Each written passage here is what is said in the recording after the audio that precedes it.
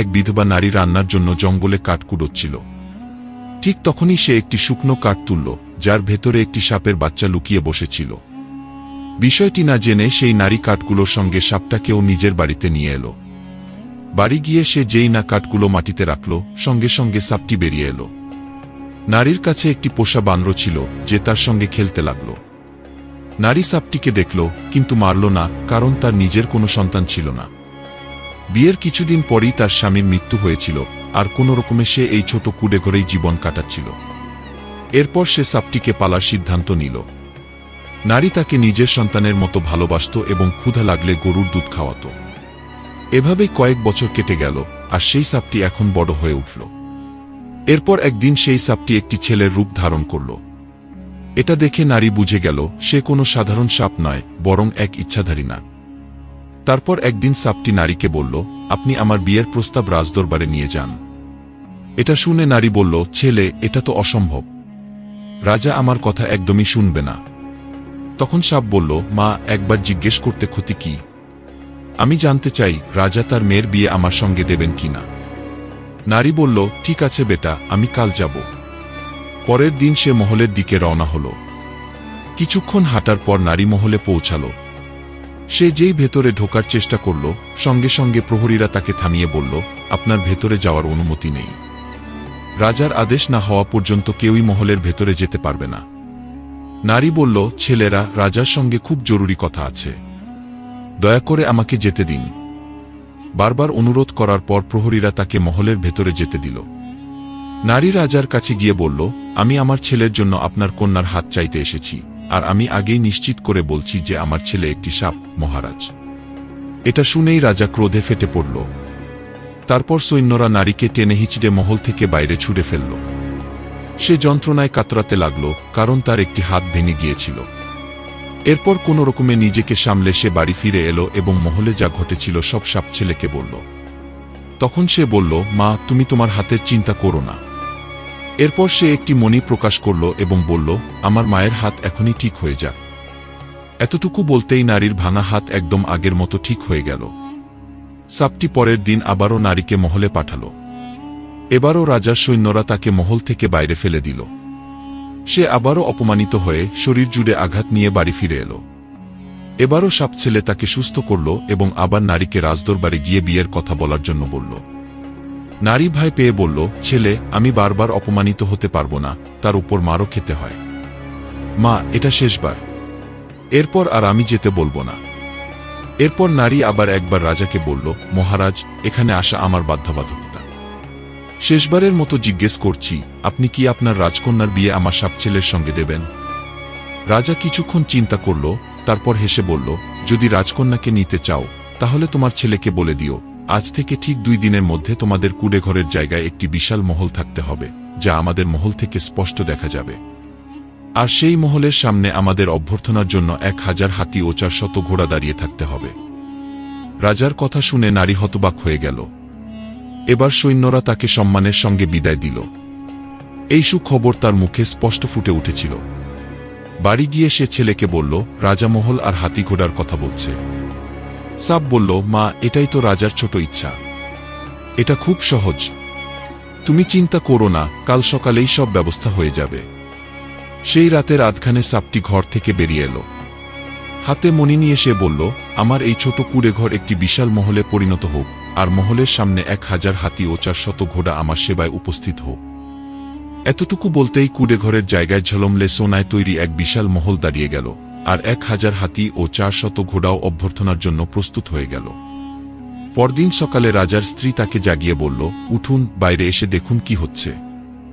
রাজা বাইরে গিয়ে দেখল, স্বর্গের মতো এক মহল ঠিক তার সামনে দাঁড়িয়ে আছে। এটা দেখে রাজার চোখ বিস্ময়ে বড় হয়ে রইল। সে তার স্ত্রীকে বলল, অসম্ভব, অবিশ্বাস্য, রাতারাতি এমন মহল কিভাবে তৈরি হল? এটা কি আমার চোখের ভুল? স্ত্রী বলল, মহারাজ, এটা কোনো চোখের ভুল নয়, সত্যিই আমাদের সামনে একটি আসল মহল দাঁড়িয়ে আছে। এরপর রাজা জোরে জোরে কাঁদতে লাগল এবং সব ঘটনা তার স্ত্রীকে বলল। এটা শুনে স্ত্রীও কাঁদতে লাগল, কারণ প্রতিশ্রুতি অনুযায়ী এখন তাদের একমাত্র কন্যাকে সাপের সঙ্গে বিয়ে দিতে হবে। অন্যদিকে সাপটি বিয়ের জন্য প্রস্তুত হয়ে রাজকন্যাকে নিতে বাড়ি থেকে বেরিয়ে পড়ল, আর হাতিঘোড়ার বিশাল বরযাত্রাও তার পেছনে পেছনে চলছিল। রাজকন্যাও বরের মুখ না দেখেই তার সঙ্গে বিয়ে করে নিল। এরপর রাজা ভারী মন নিয়ে নিজের মেয়েকে বিদায় দিল। এরপর যখন সে নিজের স্ত্রীর সঙ্গে দেখা করতে ঘরে ঢুকল, তখনই তার শরীরের অর্ধেক অংশ সাপের মতো দেখে রাজকন্যা ভয় পেয়ে চিৎকার করতে করতে বাইরে ছুটে গেল। সঙ্গে সঙ্গে চারদিকে এক অলৌকিক আলো ছড়িয়ে পড়ল, আর সাপটি রূপ বদলে নিজের আসল দেহ ধারণ করল, যা দেখতে ছিল অত্যন্ত সুন্দর এক যুবকের মতো।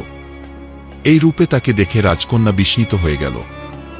এরপর সে রাজকন্যাকে বলল, এই যে এখন যা ঘটল, এই ঘটনাটি তোমাকে গোপন রাখতে হবে। কাউকে বলবে না যে রাতে আমি মানুষের রূপ নিতে পারি। এরপর রাজকুমারী এর কারণ জানতে চাইল। তখন সে বলল, আমার উপর এক অভিশাপ রয়েছে। সেই অভিশাপ অনুযায়ী যদি আমার স্ত্রী কারো কাছে আমার সত্য কথা প্রকাশ করে, তাহলে আমাকে কোনো অজানা স্থানে বন্দী করে রাখা হবে এবং আমি এই পৃথিবী থেকে চিরতরে হারিয়ে যাব। রাজকুমারী সম্মতি জানিয়ে বলল, ঠিক আছে, আমি এই কথা কাউকে বলবো না, কিন্তু আমি তোমাকে কোনো নামে ডাকব। সে বলল, দেব, আমার নাম দেব, তুমি আমাকে এই নামেই ডাকবে। এদিকে রাজা নিজের মেয়েকে নিয়ে গভীর চিন্তায় ছিল।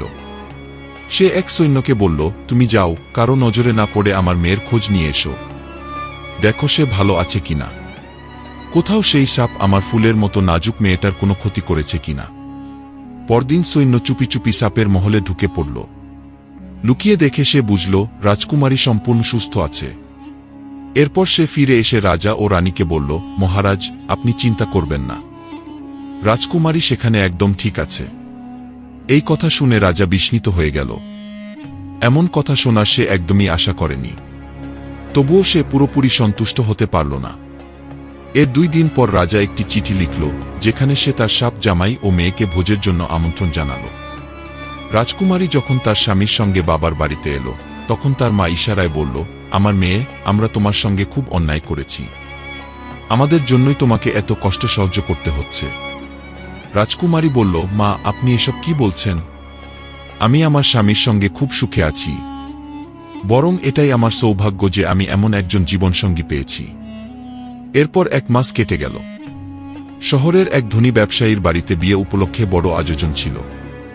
সে রাজা ও রাজকুমারীকে সেই অনুষ্ঠানে আমন্ত্রণ জানাল। তখন দেব বলল, আমার প্রিয় স্ত্রী, তুমি আগে যাও, সূর্য অস্ত গেলেই আমি মানুষের রূপ নিয়ে সেখানে পৌঁছে যাব। আর তোমাকে আবার মনে করিয়ে দিচ্ছি, এই কথা কাউকে বলবে না যে আমি দিনে সাপ আর রাতে মানুষ হয়ে উঠতে পারি। এটা ভুলে যেও না, না হলে এর পরিণতি কি হবে তুমি জানো। স্বামীর কথা মতো রাজকুমারী একাই সেই জাঁকজমকপূর্ণ অনুষ্ঠানে চলে গেল। সূর্য ডুবে যেতেই দেব নিজের রূপ বদলে রওনা হল।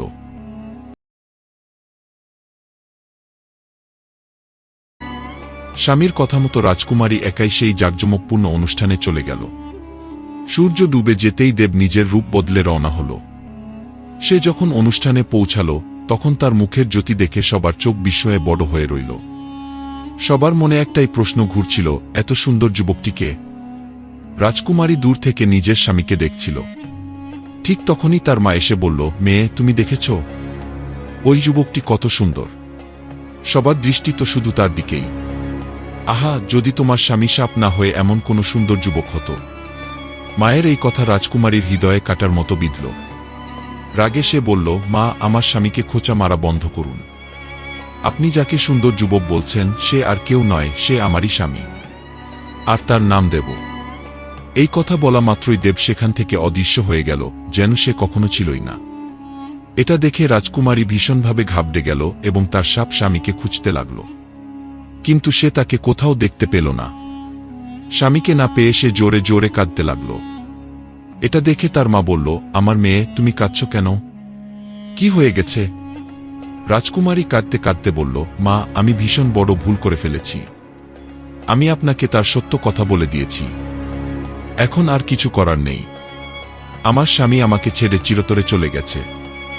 মা বলল, মেয়ে, তাহলে সব দোষ আমারই।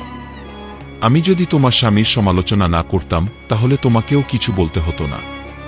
রাজকুমারী বলল, আমি আমার স্বামীকে খুব ভালোবাসি। সে যেখানেই থাকুক, আমাকে তাকে খুঁজে বের করতেই হবে। পরদিন সকালে প্রয়োজনীয় জিনিসপত্র নিয়ে সে স্বামীর খোঁজে বেরিয়ে পড়ল। 4 দিন ধরে সে অনাহারে তৃষ্ণায় একটানা হাঁটতে থাকল। জঙ্গল, পশুর ভয়, দুর্বল শরীর, কিছুই তার সংকল্প ভাঙতে পারল না। একদিন ক্লান্ত শরীরে সে এক জঙ্গলের ভেতর দিয়ে যাচ্ছিল, তখনই তার সামনে এক বৃদ্ধ লোক এলো। সে বলল, তোমাকে উত্তর দিকে যেতে হবে। সেখানে ইন্দ্রদেবের সঙ্গে দেখা হবে। তিনিই তোমার স্বামীর ব্যাপারে কিছু বলতে পারবেন। রাজকুমারী উত্তর দিকের পথে রওনা হল। কিছুক্ষণ চলার পর সে ইন্দ্রদেবের কাছে পৌঁছাল। সে বলল, হে প্রভু, আমি আমার হারানো স্বামীকে খুঁজছি। আপনি কি জানেন আমি তাকে কোথায় পাব? ইন্দ্রদেব বললেন, এখান থেকে একটু দূরে সমুদ্র আছে। সেখানে গিয়ে সমুদ্রদেব বরুণের কাছে জিজ্ঞেস করো। আমার পূর্ণ বিশ্বাস তিনি নিশ্চয়ই জানেন তোমার স্বামী কোথায় আছে। এরপর রাজকুমারী সমুদ্রের দিকে যাত্রা করল। জঙ্গল, পাহাড়, প্রচণ্ড রোদ কিংবা মুষলধারে বৃষ্টি সবকিছু সহ্য করে 3 দিন পর সে অবশেষে সমুদ্রের তীরে পৌঁছাল। হাত জোট করে সে সমুদ্রদেবকে ডাকল। বরুণদেব আসতেই রাজকুমারী কাঁদতে কাঁদতে সব ঘটনা বলল, কিভাবে এক মুহূর্তেই তার স্বামী অদৃশ্য হয়ে গেল। সে বলল, প্রভু, অনেক দিন হয়ে গেল তিনি নিখোঁজ। আমি আপনাকে অনুরোধ করছি, দয়া করে অন্তত একবার তার খোঁজ আমাকে জানান। না হলে তাকে খুঁজতে খুঁজতেই আমি আমার প্রাণ ত্যাগ করব। বরুণদেব বললেন, তোমাকে প্রাণ ত্যাগ করতে হবে না। তোমার স্বামী সম্পূর্ণ নিরাপদ আছে। তবে সে সমুদ্রের ওপারে অন্য প্রান্তে জঙ্গলের মধ্যে এক ভয়ঙ্কর ডাইনির কবলে বন্দী। সে আত্মাদের সঙ্গে চুক্তি করে ছলনার মাধ্যমে সবাইকে নিজের দাস বানায়। রাজকুমারী বলল, সে যত শক্তিশালী ডাইনি হোক না কেন, আমি সেখানে যাব এবং তার কবল থেকে আমার স্বামীকে মুক্ত করে আনব। শুধু একটাই অনুরোধ, আমাকে সমুদ্র পেরিয়ে সেখানে পৌঁছে দিন। বরুণদেব বললেন, যদি এটাই তোমার ইচ্ছা হয় তাহলে ঠিক আছে। এরপর তিনি একটি বিশাল মাছের রূপ নিলেন আর রাজকুমারী তার পিঠে চড়ে বসল। ঝড়ের গতিতে সাঁতরে তিনি মুহূর্তের মধ্যেই তাকে সমুদ্রের ওপারে পৌঁছে দিলেন। রাজকুমারী এক গাছের নিচে বসে একটু বিশ্রাম নিতে গেল। ঠিক তখনই চারদিকে এক ভয়ানক হাসির শব্দ ছড়িয়ে পড়ল। মুহূর্তের মধ্যেই সেই ডাইনি তার সামনে হাজির হল। পালানোর আগেই ডাইনি তাকে ধরে তুলে নিয়ে গেল। ডাইনি যখন তাকে নিজের ঘরে নিয়ে এলো, তখন খাঁচার ভেতরে বন্দীদেব সঙ্গে সঙ্গেই তার স্ত্রীকে চিনে ফেলল। রাজকুমারীও তাকে দেখে ফেলেছিল, কিন্তু দুজনেই নীরব থাকল। ডাইনি বলল, তুমি এখানেই থাকবে। আমি শিকারে যাচ্ছি। পালানোর চেষ্টা করলে তোমাকে কাঁচা খেয়ে ফেলব। এই কথা বলে সে চলে গেল। ডাইনি চলে যেতেই রাজকুমারী দেবকে খাঁচা থেকে বের করে আনল।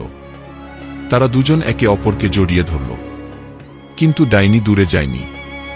সে লুকিয়ে সবকিছু দেখে ফেলল এবং মনে মনে ভাবল, আগে থেকেই আমার সন্দেহ ছিল, এরা দুজন স্বামী স্ত্রী।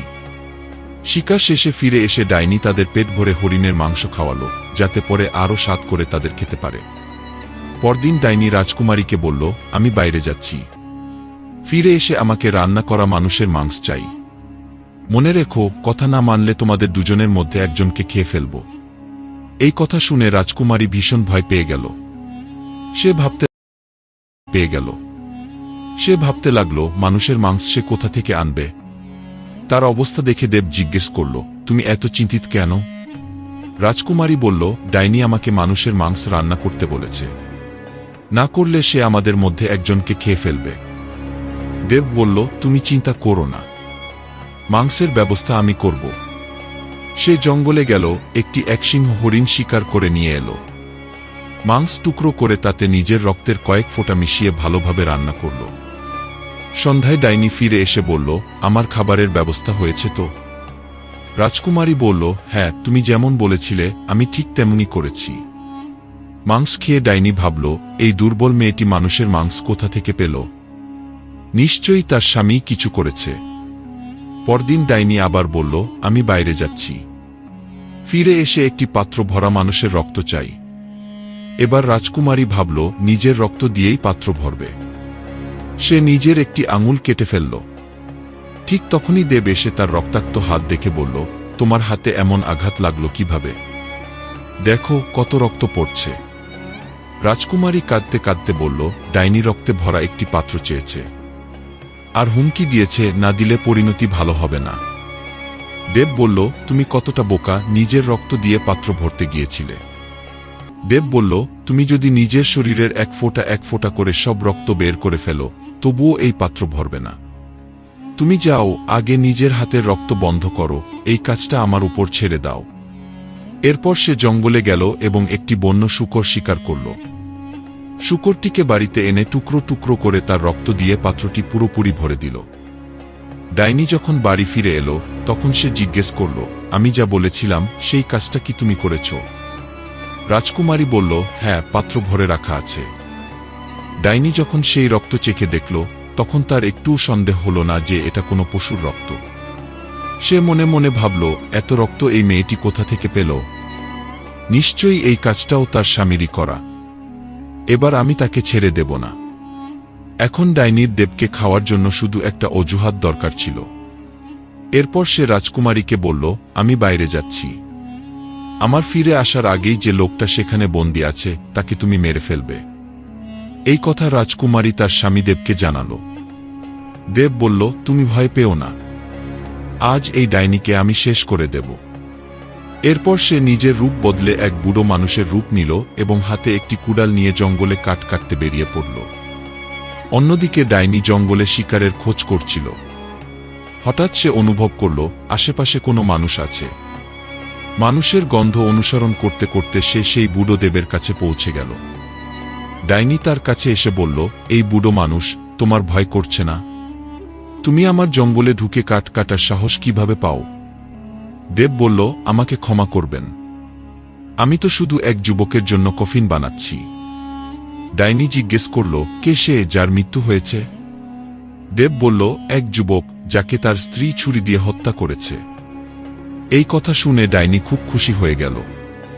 সে মনে মনে ভাবল, মেয়েটা নিজের প্রাণ বাঁচানোর জন্য তার স্বামীকে মেরেই ফেলেছে। মনে হয় আমি ভুল করেছিলাম। আমি যে কফিন বানিয়েছি সেটা তার উচ্চতার তুলনায় ছোট হয়ে গেছে। এখন আমাকে আরেকটা বানাতে হবে। তখন ডাইনি বলল, আমি এতে শুয়ে দেখি, কারণ লোকটা আমারই উচ্চতার ছিল। আমি তাকে চিনতাম। ডাইনি কফিনের ভেতর শুয়ে পড়তেই দেব সঙ্গে সঙ্গে কফিনটি বন্ধ করে তাতে আগুন ধরিয়ে দিল। চোখের পলকেই ডাইনি কফিনসহ পুড়ে ছাই হয়ে গেল। এখন দেব অভিশাপ থেকে মুক্ত হয়ে তার স্ত্রীকে সঙ্গে নিয়ে সেখান থেকে চলে গেল।